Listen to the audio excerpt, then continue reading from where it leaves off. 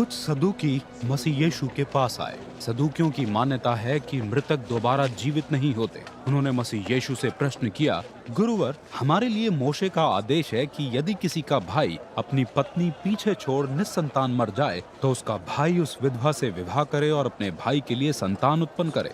इसी संदर्भ में एक घटना इस प्रकार है। 7 भाई थे। पहले ने विवाह किया और बिना संतान ही चल बसा। दूसरे भाई ने उसकी पत्नी से विवाह कर लिया, वो भी बिना संतान ही चल बसा। तीसरे भाई की भी यही स्थिति रही। इस प्रकार 7 भाइयों की मृत्यु बिना संतान ही हो गई। इसके बाद उस स्त्री की भी मृत्यु हो गई।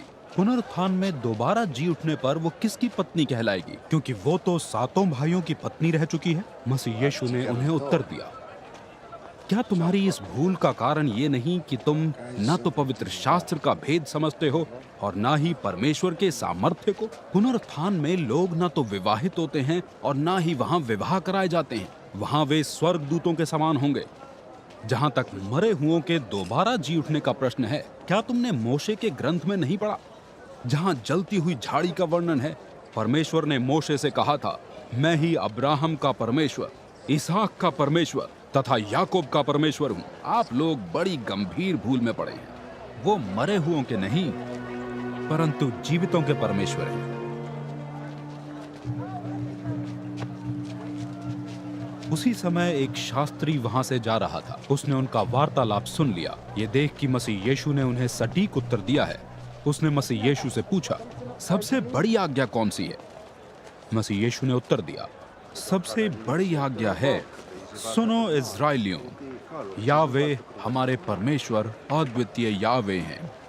तुम यावे तुम्हारे परमेश्वर से अपने सारे हृदय, सारे प्राण, सारे मस्तिष्क तथा सारी शक्ति से प्रेम करो। दूसरी आज्ञा है, तुम अपने पड़ोसी से अपने ही समान प्रेम करो।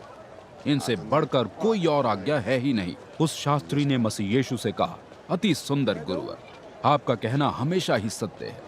वही एकमात्र है, उनके अतिरिक्त और कोई नहीं है, तथा उनसे ही सारे हृदय, सारे समझ तथा सारी शक्ति से प्रेम करना तथा अपने पड़ोसी से अपने समान प्रेम करना सभी बलियों तथा आग बलियों से बढ़कर है। जब मसीह यीशु ने देखा कि उसने बुद्धिमानी से उत्तर दिया है, उन्होंने उससे कहा, तुम परमेश्वर के राज्य से दूर नहीं हो। इसके बाद किसी में भी उनसे और प्रश्न करने का साहस न रहा।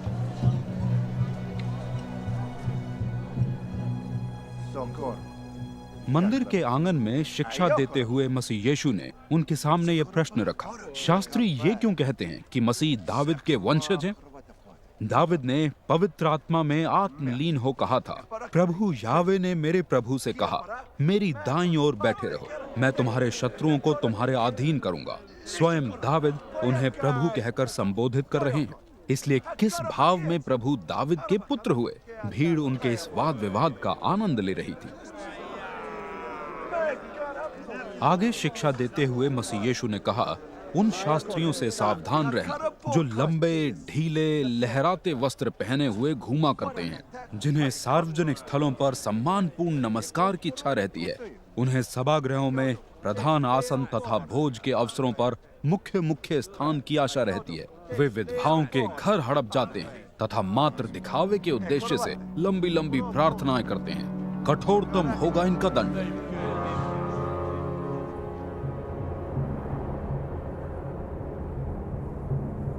मसीह यीशु मंदिर कोष के सामने बैठे हुए थे। वो देख रहे थे कि लोग मंदिर कोष में किस प्रकार दान दे रहे हैं। अनेक धनी लोग बड़ी बड़ी राशि डाल रहे थे। एक निर्धन विधवा भी वहां आई और उसने कोष में तांबे की मात्र 2 बहुत छोटी मुद्राएं डाली। मसीह यीशु ने अपने शिष्यों का ध्यान आकर्षित करते हुए कहा, मैं तुम पर एक अटल सच्चाई प्रकट कर रहा हूं। जितनों ने भी कोष में दान दिया है, इस विधवा का दान उन सब से बढ़कर है, क्योंकि शेष सभी ने तो अपने धन की बढ़ती में से दिया है, किंतु इस विधवा ने अपनी निर्धनता में से अपनी सारी संपत्ति ही दे दी। ये उसकी सारी जीविका थी।